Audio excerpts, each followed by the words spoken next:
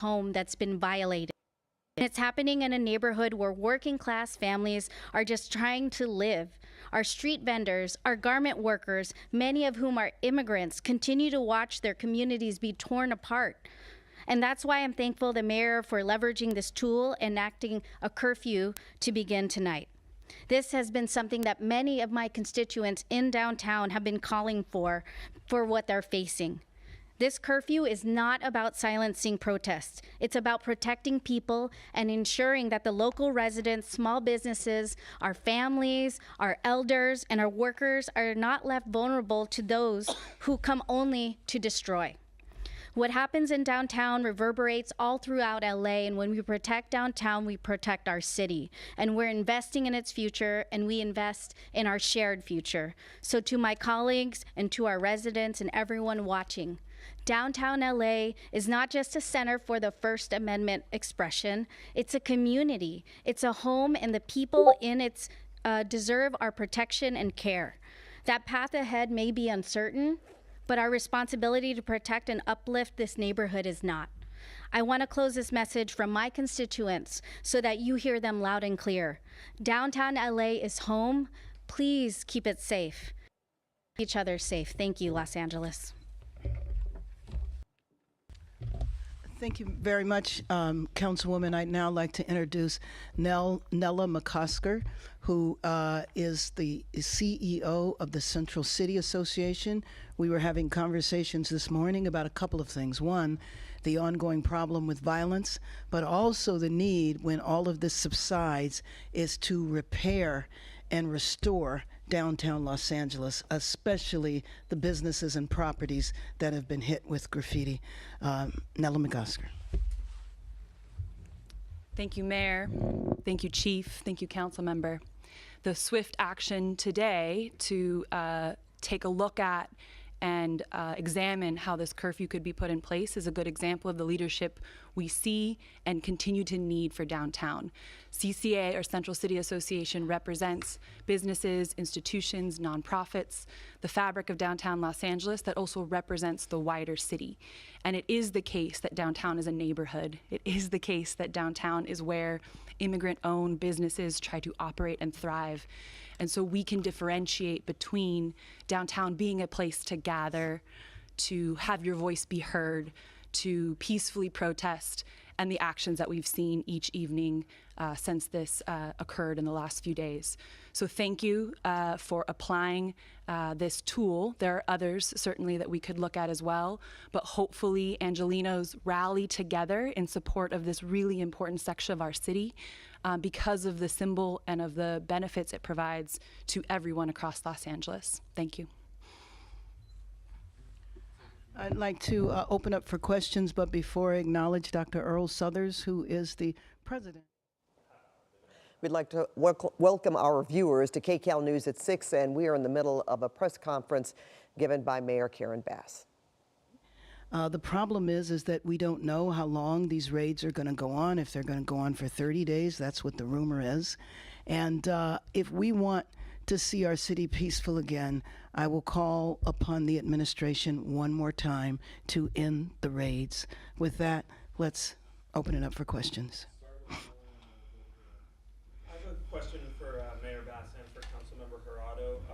For the mayor, what changed today that made you think that the curfew was now necessary? Last night was definitely not the first night where graffiti and vandalism and some violence were happening in the city, so why did you decide now that it was time for the curfew? And for Councilmember Jurado, after you called certain elements opportunists, ravaging and destroying the community, one of your staffers was arrested downtown, and now there's a curfew in your district, and I was wondering if you could speak a little bit to that and how you're feeling about the situation with one of your staffers. Let me just say that a curfew has been in consideration for several days, but clearly after the violence that took place last night, 23 businesses looted, and just the extensive, widespread nature of the vandalism, we reached a tipping point and declared a state of emergency and called for the curfew.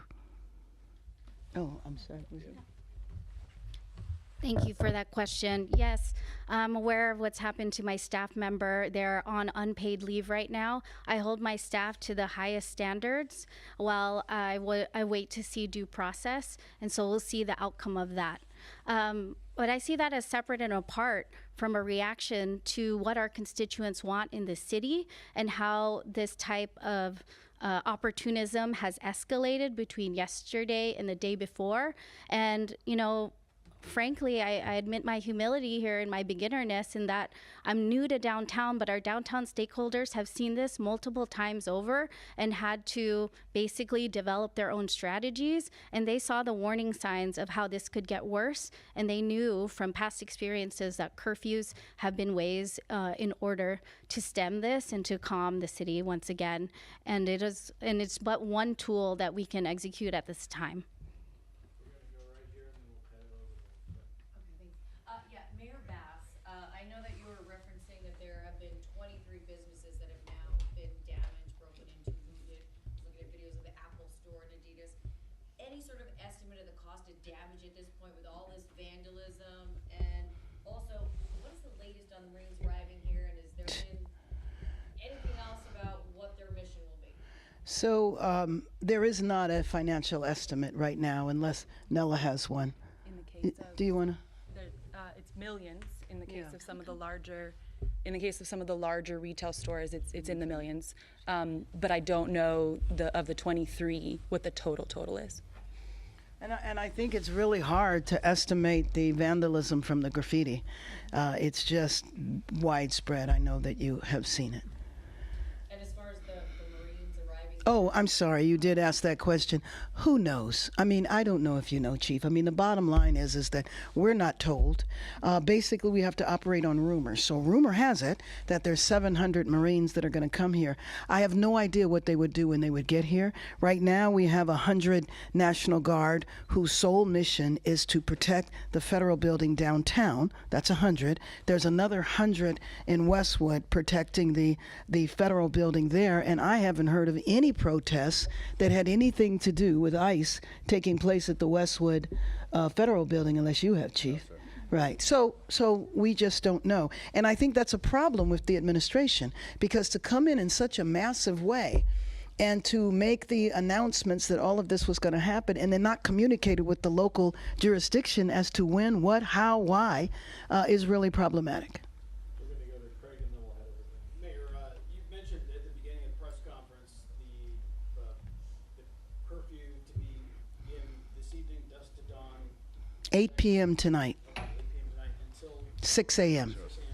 Last time we had a curfew like that was under Mayor Bradley. I think it was 3 days. Are you taking this day by day at this point? That's one question. Then as a second one, when do you plan on reaching out to Donald Trump, President Trump? You said you want to talk with him, that you will reach out. Actually, I started that reach out today, so we will see what happens. I will keep you posted. Can you update us on the parameters of the curfew area? Just want to make sure people heard that. Yes, and it's the map that is right there. So it basically is all of downtown Los Angeles. But, in LA, we identify by our freeways. So all of the freeway numbers are there, 110, the 5, the 10.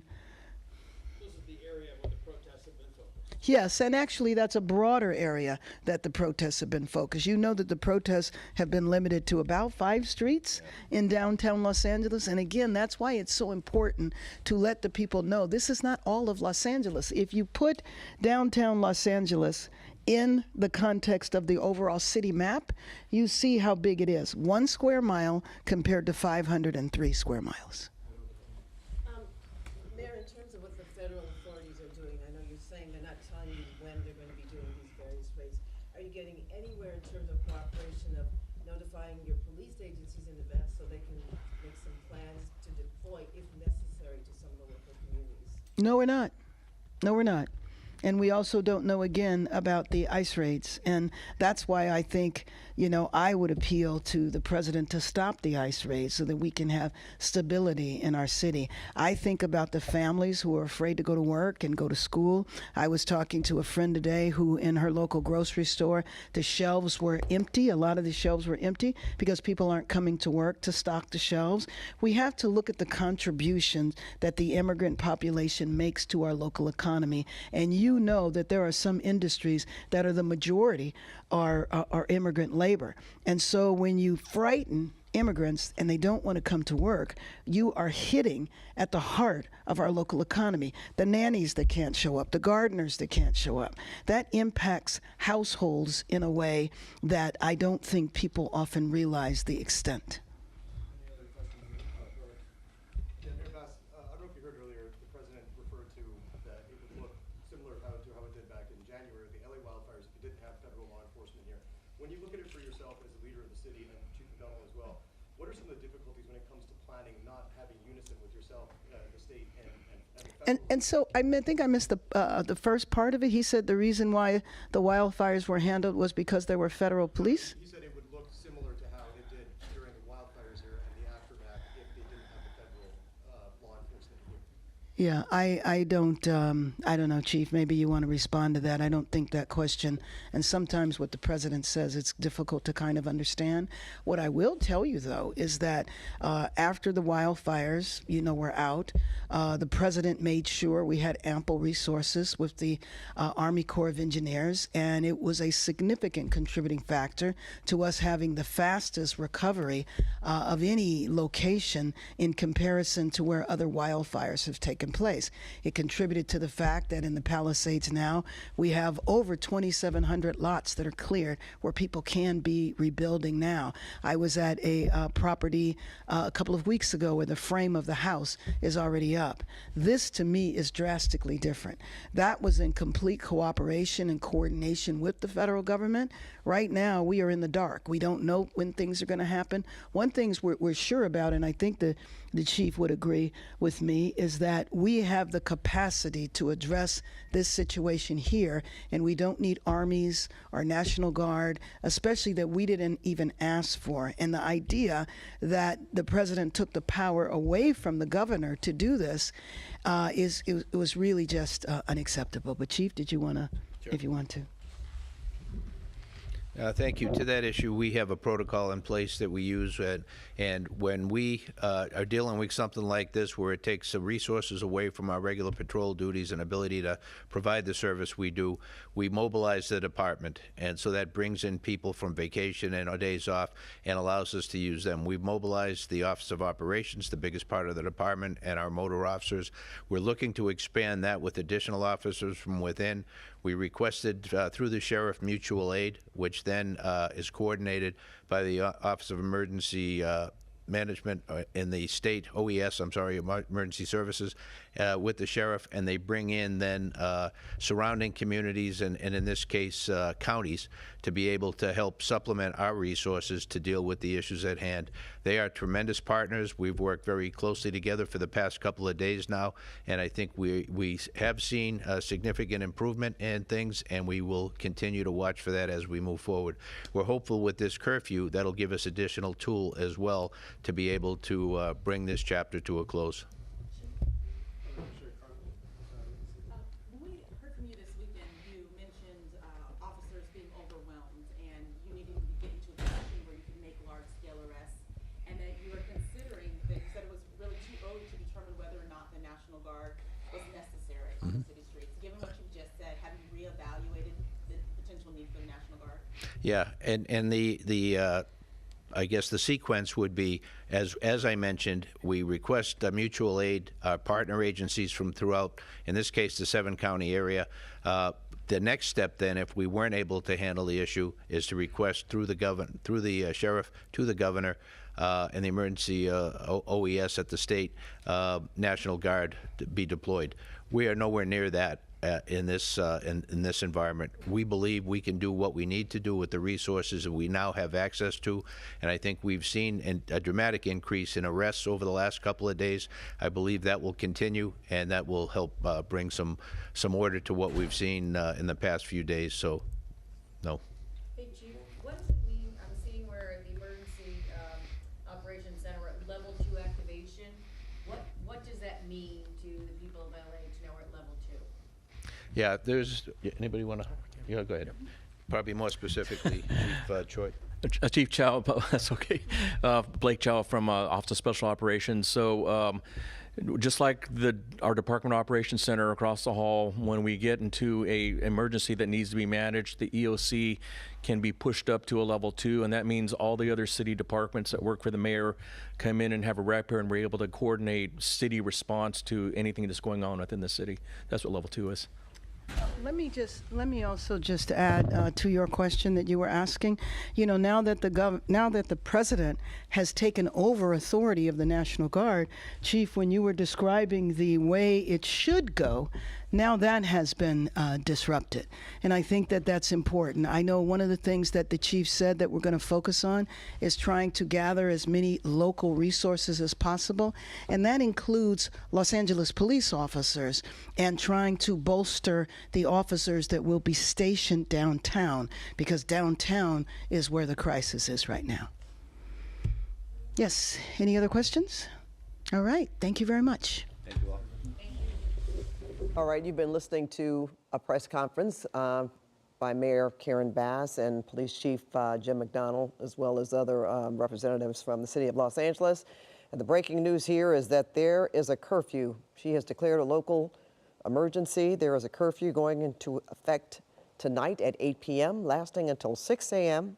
The curfew will last for 1 square mile of the downtown area, 5 freeway to the 110, the 10 freeway to where the 110 and the 5 freeway merge. And from what we've heard from the mayor, she is imposing this curfew because 23 businesses have been looted so far. And she says graffiti is everywhere. If you don't live or work in the area, you should avoid it. Mike Rogers, question to you. Yeah. How are people going to find out about this, the people that are already there? Do we know of specific businesses, restaurants in that 1 square mile area that she's talking about? Because if so, that's going to impact them. Yeah, absolutely. So yeah, a couple of things. I mean, we'll likely see them do the wireless emergency alerts. We know that on Sunday night they use those to tell the crowd to disperse. So that will likely go out to that geographical area if it hasn't already. It probably will soon. I'm sure they'll use that method. Law enforcement in the area will start notifying people that are there that in, hey, about an hour and 45 minutes, a curfew goes into effect. Certainly, Pat, there are restaurants and businesses. I want to ask Mike Parrott if we can show my computer here. Excuse me. This is the area that we are talking about. So it is a very, very, very large section of downtown LA that we are talking about. Dodger Stadium, for reference, is right there. So you're looking at all of the freeways that come down here. And the reason it is such a large area is because, you know, Sunday night it was in Chinatown. The most of the this week it has been kind of along the 101 freeway here from the, you know, City Hall, the Federal Building, all of that. We also saw it down here at LA Live. So it really has popped up. They were in the Arts District last night as well. So when you see why they are doing it in such a large geographical area, well, if you hear the mayor, she actually refers to it as a small geographical area, but it is a large portion. It is all of downtown LA, and then up, as you mentioned, Pat, to the 5 and the 110 split right there where it comes together. So they're incorporating a big section of downtown LA for this area. Businesses certainly will be impacted. Now, it'll be used as a tool to basically, you know, we saw this during some of the fires as well in the, you know, the evacuation zone areas. It basically will be used as a tool.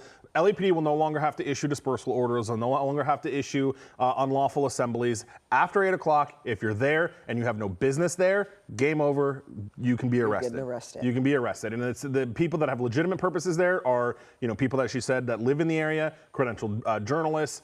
Certainly if you're going to and from work, you'll do that. Remember, we saw this during 2020. They issued curfews citywide during 2020. Remember here, we actually carried letters with us that said we were okay to move about the city throughout the course of this. So they will be targeting people that are up to no good, you know, and the people that live in downtown and work in downtown certainly will be allowed to come and go, but they shouldn't be just kind of roaming the streets like we are seeing this group now. So about an hour and 45 minutes that's supposed to go in place. Okay, well, you know, wondering if they have more buses downtown. I'm just wondering because some people may want to be arrested, as we saw earlier today, and that is certainly going to happen. At 8 o'clock. And I did hear from a source with a law enforcement source tonight that tells me this is the first day that they've had dedicated booking teams, dedicated arrest and booking teams for this incident. And from what we heard, she said this is probably going to last 30 days. Yeah, as long as it takes to make sure that this doesn't, continue on. It's a local state of emergency within the downtown area. We do expect a press conference from Governor Gavin Newsom coming up at 6:30. So we will hear what additional information he says. His team telling us it's a major announcement. So we'll be unclear exactly what that major announcement is. But we are expecting Governor Gavin Newsom to speak, in about 10 or 15 minutes here, Pat. Okay, Mike. Well, let's go back to our Jeff Nguyen, who is in downtown Los Angeles. Jeff, I'm sure you heard us talking, and you are aware that a curfew is going to take effect in less than 2 hours from now, 8 p.m. tonight until 6 a.m. Yeah, it's very understandable because last night here in Little Tokyo, the streets echoed with fireworks, and some of the community's cultural landmarks were targeted and vandalized. To tag this building is like spitting in the face of everything. Susan Jacaro says she has so many reasons to be angry. I understand people are angry. I totally get it, but people need to channel that anger. She and this group of people took part in the demonstrations against the ICE operations in LA, but they condemned the violence and vandalism against landmarks like the Japanese American National Museum in Little Tokyo. Gina Hong Thompson lives at the Tokyo Towers. She had to rely on her dog for comfort as fireworks echoed around the affordable housing complex for older adults. I feel like it's some war. I've never been war. The images of disturbances scared her children who live locally and out of state. What were your children saying to you? Mom, don't go outside. That's because coverage showed this burning car outside the church, attended by a number of people who live at the Tokyo Towers. At the Little Tokyo Service Center, staffers pleaded with people Monday night to not vandalize the complex that also provides affordable housing. A lot of the work that we're doing is just letting people know that Little Tokyo is a home to people, and that's like kind of what's most important to for people to know. Back at the museum, fencing went up Tuesday. What's the significance of this courtyard? This courtyard is holy ground for the Japanese American community. The chair of the Board of Trustees says the museum has championed civil rights. One of its missions, educating people about how this part of LA was tied to the internment of Japanese Americans during World War II. Where thousands of Japanese Americans were taken, forced on the buses.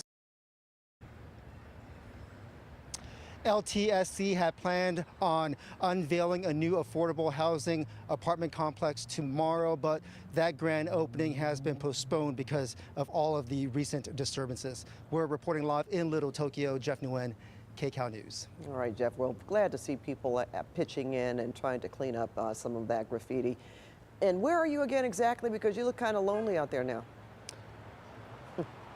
Yeah, so we are right on the outskirt of Little Tokyo, so basically near Los Angeles. And first, for those of us who grew up in Southern California, that Chase building was the old Sumitomo Bank building, and then you got the Miyako Hotel. On the flip side of the Miyako Hotel is that big mural of Shohei Ohtani, and then right across the street is exactly where the museum is, Pat. All right, Jeff. Well, I imagine there's going to be a lot more activity in the next couple of hours or so, or after, trying to get people out of there. Thanks so much, Jeff. We're going to go to our colleague, Lori Perez. Now, she is attending an interfaith service, and then this is happening in downtown Los Angeles at Grant Park. And Lori, they're holding a response to the ICE raids that have happened, right? That's right, Pat. And, a much different response, perhaps, than the one that we have been seeing play out on the streets of downtown Los Angeles over the last couple of days, particularly at night. This is a group of a few hundred people who have gathered here in Gloria Molina Park. They say to create a space of peace and prayer, in their words, to practice and promote non-violence. They would argue, I believe, that they are equally as passionate about calling for an end to the violence of immigration raids that they have seen, and calling for bipartisan immigration reform, but they want to do it in a non-violent way. And so, in the last 20 minutes since this ceremony began, this service began, they have been singing songs, and different members of different faith groups from throughout Los Angeles have been leading this group in prayer. At one point, they asked people to hold up, they had asked people to bring symbols of their loved ones who have been detained or who are at risk of being detained. They asked them to hold up pictures or perhaps pieces of clothing or food that they had harvested as symbols of those people. They did that, and then they prayed over those items in honor of those people. They say they are standing with those, in their words, who are seen as disposable.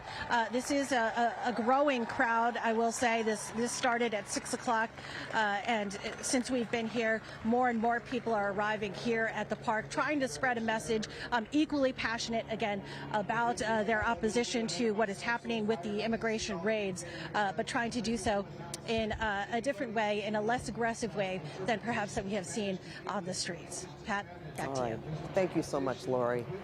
Now, many protesters have been in downtown LA since the ICE raids began. At first, they say it was because they wanted to show solidarity with people being deported, but now they say it's because of the presence of the National Guard and Marines. The presence of the National Guard really galvanized me. And then I'm back here today because of sending the Marines in, because I see this as an unlawful invasion of California sovereignty. And I believe the administration is putting these poor guys in a horrible position too, probably to take actions against their own community that they wish they didn't have to do. A federal judge has denied California's request for an emergency order to block the Trump administration from using the state's National Guard for immigration enforcement. But the judge set a hearing for Thursday afternoon so both sides can present their arguments. Lawyers for the state want to prevent troops from accompanying federal agents on immigration raids. But in the lawsuit, the attorneys said they are not seeking to block the National Guard from protecting federal buildings. The lawsuit comes a day after California Governor Gavin Newsom sued President Donald Trump and Defense Secretary Pete Hegseth. The Pentagon says the deployment of the National Guard and Marines will cost the city $134 million. President Trump says the National Guard will stay in the LA area until there is no danger. Now, SkyCal over Los Alamitos Joint Forces training base this afternoon, and this appears to be the staging area for the military deployed to the LA area by President Trump. You can see several military vehicles and tents sprawled across the fields. And over at Seal Beach Naval Weapons Station, SkyCal picked up military troops doing some kind of training on the baseball field. We asked what kind of training and were referred to U.S. Northern Command Public Affairs. Meantime, Governor Newsom claims the 2,000 additional National Guard troops being deployed will impact the state's wildfire prevention and fentanyl task force efforts. These are the National Guard men and women that have been out there protecting you here in Southern California during the fires, after the fires. We are now taking many of them off assignments on forest management, protecting communities, vulnerable communities against summer and wildfire season. We're removing them from task forces that we've created to deal with fentanyl interdiction. I have 394 National Guard men and women down at the border. I imagine they may even be pulled for this theatrical display of toughness by a president of the United States who's unhinged and has now crossed a red line in this country. Governor Newsom has been meeting with local and state officials to see how they can keep the peace. And the governor is expected to address the raids and the military in a news conference tonight at about 6:30. We'll bring it to you live on KCAL Los Angeles, Channel 9. Now, for those keeping track, these raids and subsequent protests have drawn a massive response from LAPD, LA County, CHP, the National Guard, and now the Marine Corps on top of immigration enforcement. LAPD Chief Jim McDonnell sat down with CBS News this afternoon in regards to the president's claim that the military is here to keep the peace. McDonnell says it is unnecessary and, frankly, not true. We don't need the National Guard, and they're not here to help us right now. They're here to facilitate what the federal agencies are doing on the immigration front. And why do you worry about having the Marines here? Because we don't know what their mission is. It's not clearly defined for us at this point. Our role here is, like I said, very different. It's to restore order on the streets of Los Angeles, in that very small part of Los Angeles that is impacted, and we have a protocol for that with our mutual aid partners. Photos from ICE posted today show National Guard troops protecting immigration agents as they made arrests around Southern California. Now, LA County supervisors voted today to take action in response to immigration raids. They passed a motion directing the county's Office of Immigration Affairs to immediately work with community-based groups to assess any gaps in the county's rapid response network.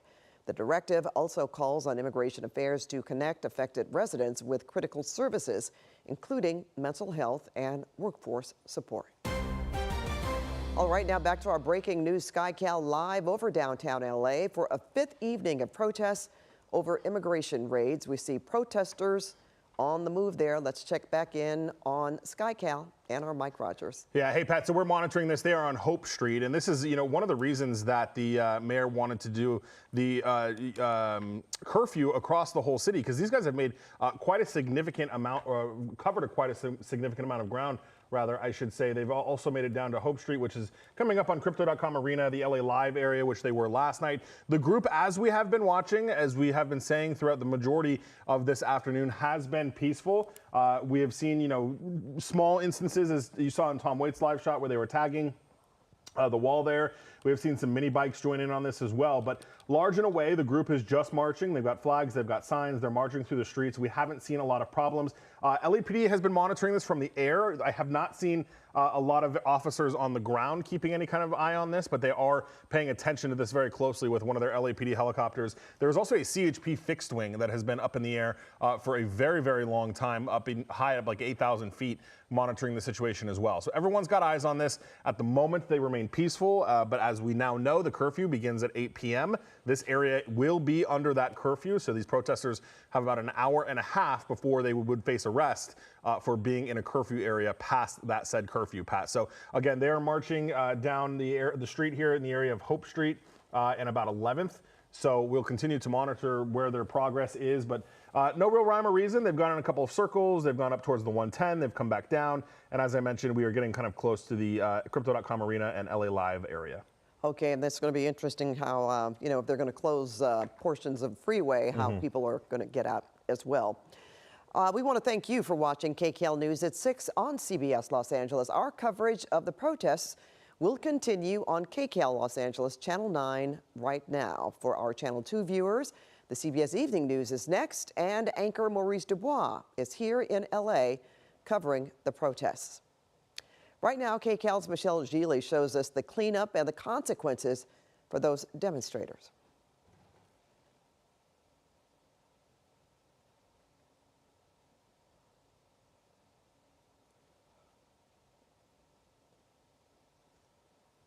All right, we continue our coverage on KCAL 9, or I should say KCAL News on Channel 9 about the protests happening in downtown Los Angeles. We do know that a curfew has been put into effect 8 p.m. tonight until 6 a.m., and it covers 1 square mile of the downtown Los Angeles area.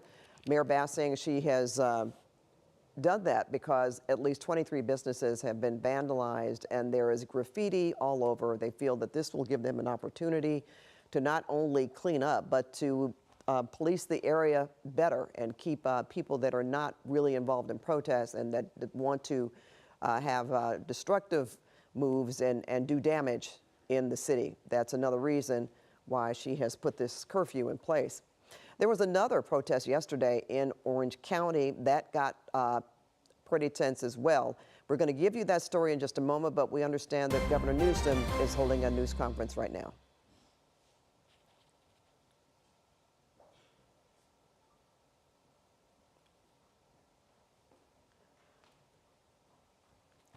Okay, we are working on the audio.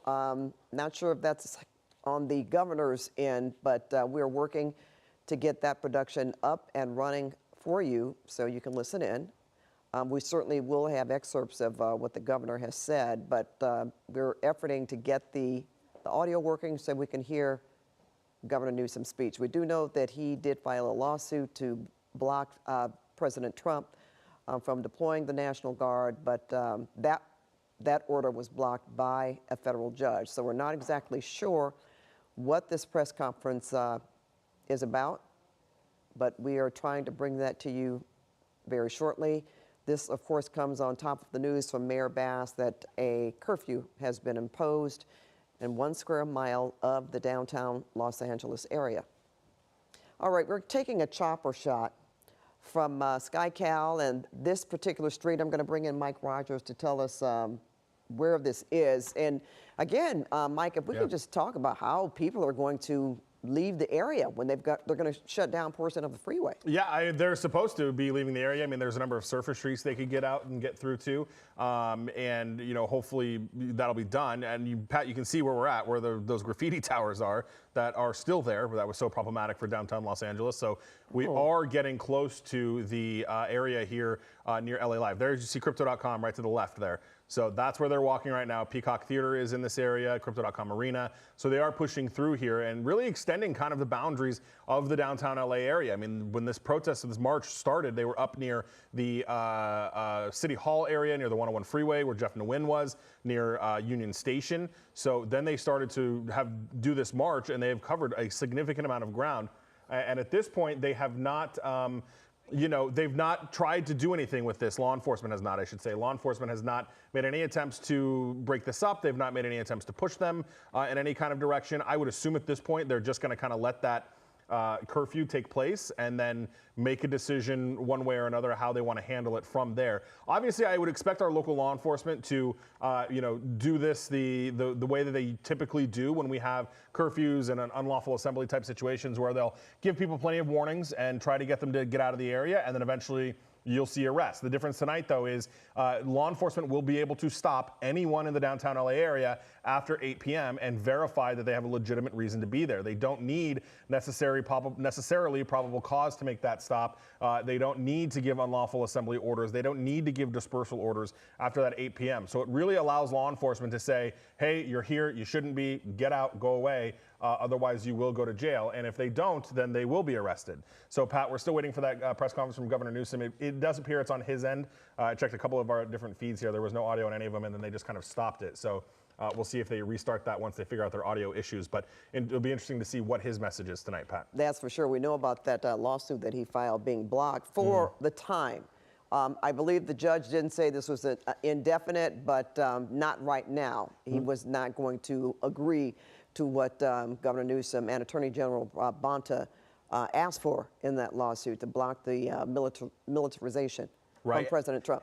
And they want to do oral arguments. The judge wants to hear oral arguments from the two sides. Okay, but right now we're going to go to our Lori Perez. She is at a faith gathering, an interfaith gathering in downtown Los Angeles, where they are holding a vigil. They're having prayers in response to the ICE raids. And it looks like they still have speakers, Lori.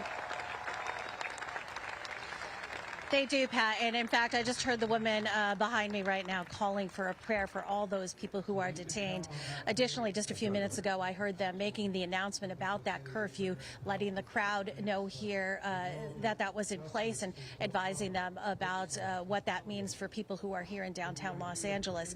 I will, remark once again, this is the image, perhaps, that most people hoped that the protests would be over the past few days. This is a group of hundreds of people continuing to grow, a group of people who are hosted by the Archdiocese's Immigration Task Force and other interfaith leaders and community leaders from throughout the city and the county.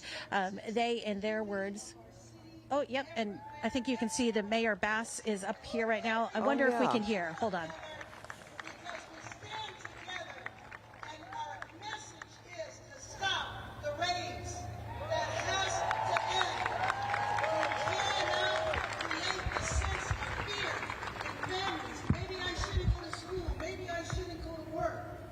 Maybe I should just sit here.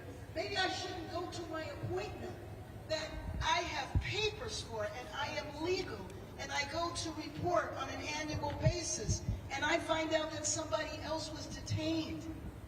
Maybe I shouldn't do that. We cannot accept the uncertainty that has been created in this environment here today, led by the leadership in Washington, D.C. We cannot accept that.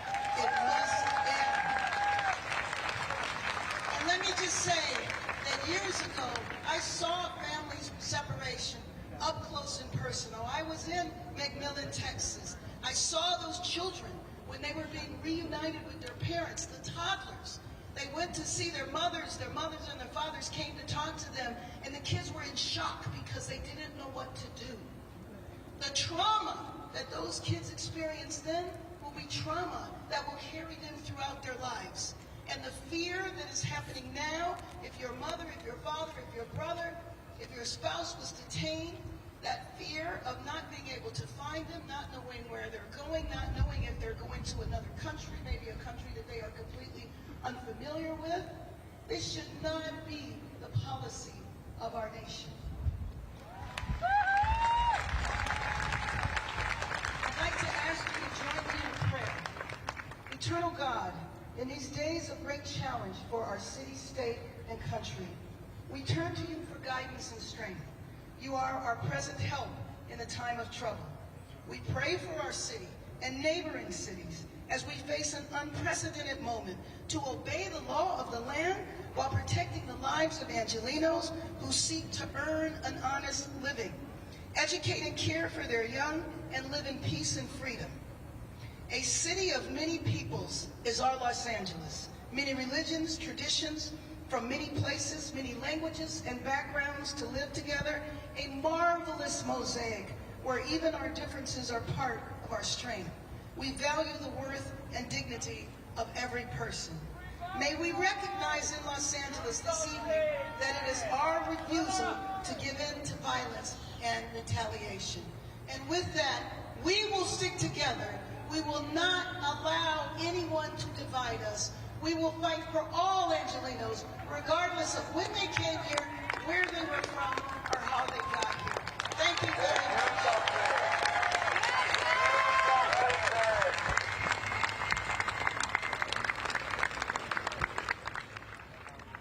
Thank you very much. Okay, so you heard there from Mayor Bass leading this crowd in prayer, asking them for the prayers of the families who, in her words, are living in fear, afraid to go to school and appointments and work, saying they should not do that.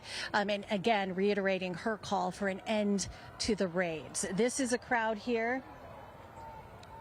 Something's happening behind me, I'm not quite sure, but this is a crowd here again that they say they are here to promote nonviolence, and they are hoping for nonviolence and peace on the streets even as these protests continue.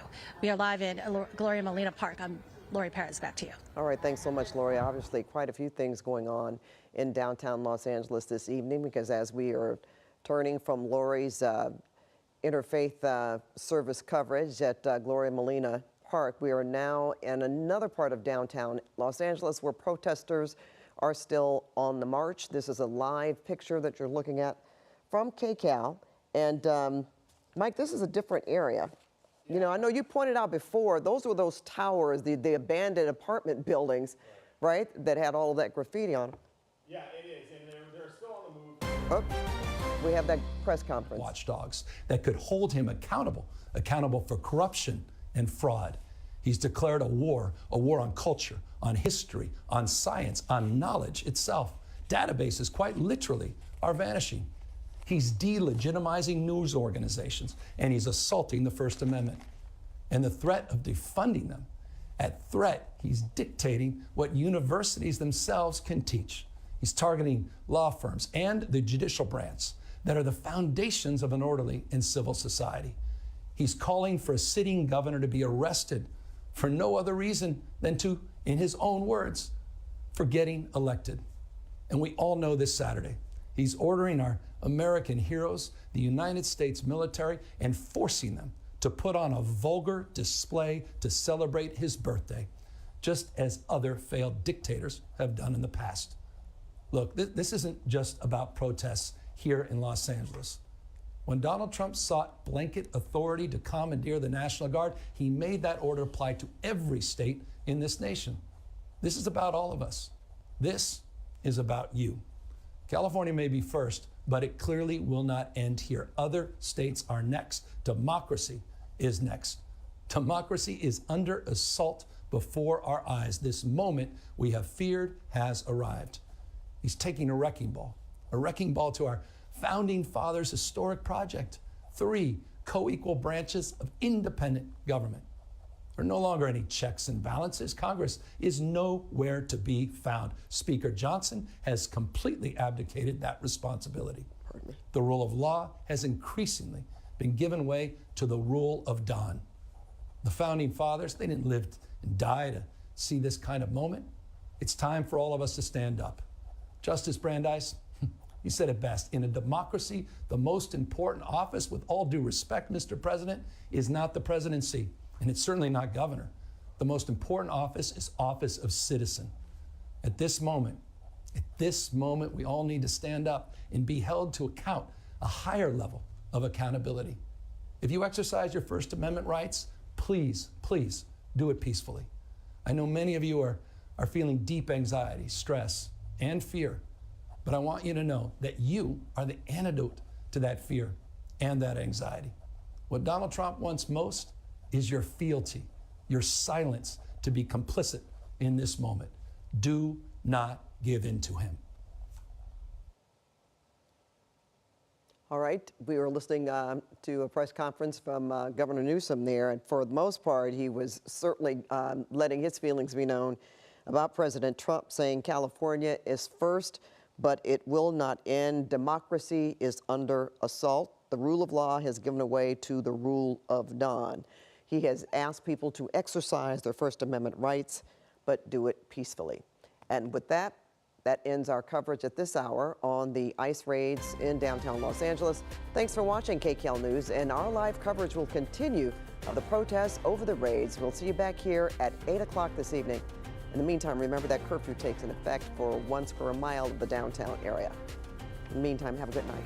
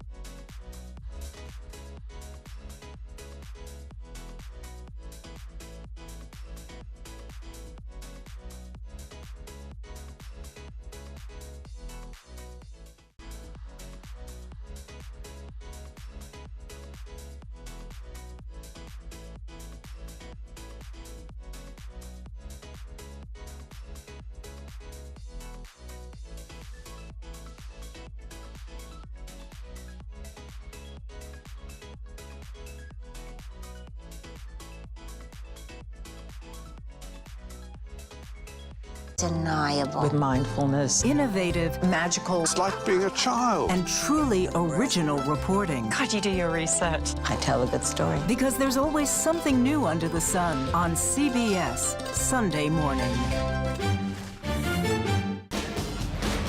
Hi, CBS. I'm Tom Ellis. I can't wait for you to see my new show, CIA, coming CBS Fall. What happens when the world's best journalists come together? Write a prescription for the healing of America. You get the stories of America every